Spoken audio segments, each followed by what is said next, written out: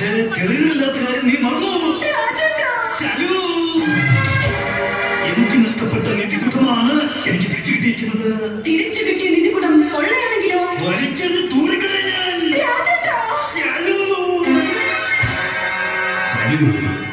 പണ്ട് ഞാൻ 7ാം ക്ലാസ്സിൽ 7 കൊല്ലം പോയിട്ട് ബിരുദമെടുത്തിരിക്കുമ്പോൾ 6ാം ക്ലാസ്സിൽ ജപിച്ചു വന്ന നീ ആനന്ദത്തിൽ മൈപ്പിൽ പ്രസവിക്കണമെന്ന് പറഞ്ഞ നീ എന്റെ പുസ്തകത്താളുകൾ പറിച്ചു കയറി മൈപ്പിൽ പൊതിഞ്ഞപ്പോഴും പൊതിഞ്ഞ മൈപ്പിൽ തന്നെ പ്രസവിക്കുമ്പോൾ വീണ്ടും പൊതിയായ എന്റെ പുസ്തകത്താളുകൾ നിനക്കായി കാത്തിരുന്നു. ഓർമ്മിപ്പിച്ചാൽ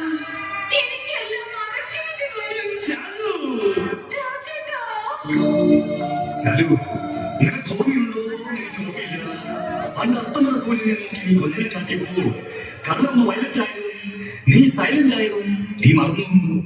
അന്ന് ദാഹിച്ച് തൊണ്ടവളർന്നപ്പോൾ ഉപ്പുവെള്ളം കൊടുത്തുന്ന കാര്യവും നീ മറന്നു. എനിക്ക് ഓർമ്മിക്കേണ്ടി വരും.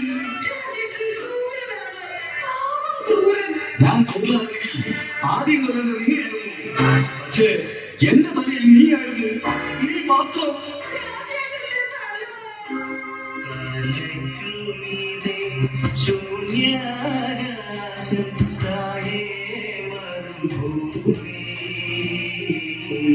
തപസ്സു ചെയ്യും ദാഹജലം തരുന്നു, ദാഹജലം തരുന്നു.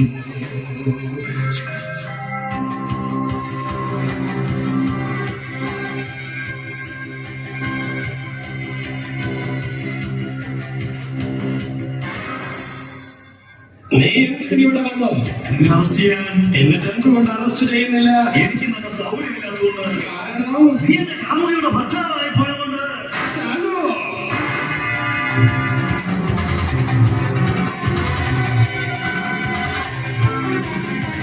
കേട്ടതല്ല, സത്യമാണോടി? അമ്മയാണ് സത്യം. അതൊരു സിനിമ പേരല്ലേ? അത് നിന്നോട് ചോദിച്ചില്ല, എന്റെ ഭാര്യയോടാണ് ചോദിച്ചത്.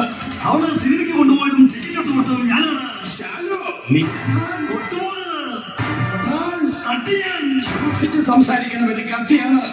വലിയ കത്തി ഞാൻ കണ്ടിട്ടുണ്ട്.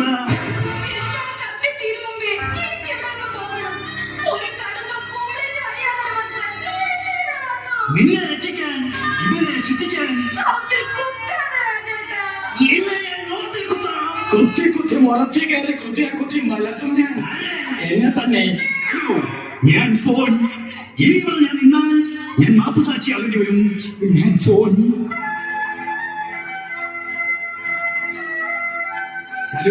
ഈ കുട്ടി നമ്മുടെ കട്ടി, നമ്മുടെ കട്ടിയെന്നാൽ നമ്മുടെ കുട്ടി, നമ്മുടെ രണ്ടുപേരുടെയും. വേറെ താൻ വീട്ടിലെ ആദ്യത്തെ കണ്ണി വാത്സല്യത്തോടു കൂടി വളരണം. അതിന് ഞാനിവിടെ കൊണ്ടുപോകും. സാധ്യമല്ല. കാരണം ഇവരുടെ ഭാര്യയാണ്. വാക്കുകൾ അതിന് കിടക്കുന്നു.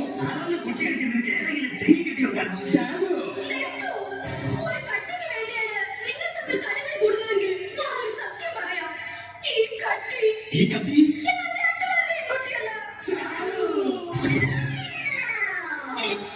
രാജേട്ടാ, അതൊരു കഥയാണ്. അതെ രാജേട്ടാ, ഒരു നീണ്ട കഥ. ഓടിച്ചെറിയുന്ന മഴയുള്ള ഒരു വേനൽക്കാല രാത്രി. എന്ന് പറയാൻ പോലും കുടയില്ലാത്ത രാത്രി. വിശന്ന് പൊരിയുന്ന ഭയമായി റെസ്റ്റോറന്റിൽ ആവി പറക്കുന്ന ദോശയെ നോക്കി ആശയോടെ നിന്നപ്പോൾ തടുത്തു മരവിച്ച ബലിഷ്ഠമായ ഒരു കൈ എന്റെ തോളിൽ വീണു. അതിന്റെ രാജേട്ടന്റെ കൈയാകണമേ എന്ന് ഞാൻ പ്രാർത്ഥിച്ചു. അല്ല, അപ്പൊ പിന്നെ എന്റെ കൈയായിരുന്നില്ലേ? നാട്ടിലെ നീചനും നികൃഷ്ടനും പോക്കറിയും താന്തോന്നിയും ഇച്ഛയുമായ ഒരു മനുഷ്യമൃഗത്തിന്റെ കൈയായിരുന്നു അത്. എന്നെ അവിടെ വെച്ച് ഈ നശിച്ച ഗത എനിക്ക് കേൾക്കണ്ട. ഇനിയാണ് എനിക്ക് ഇൻട്രസ്റ്റ്. ഇല്ല, ഞാൻ പറയില്ല. പറയില്ല. ക്ലൈമാക്സ് ഇല്ല, ഞാൻ പറയില്ല. അവളെ ഉദ്രവിക്കരുത്. അവളെ നിറവാണ്ടിയാണ്.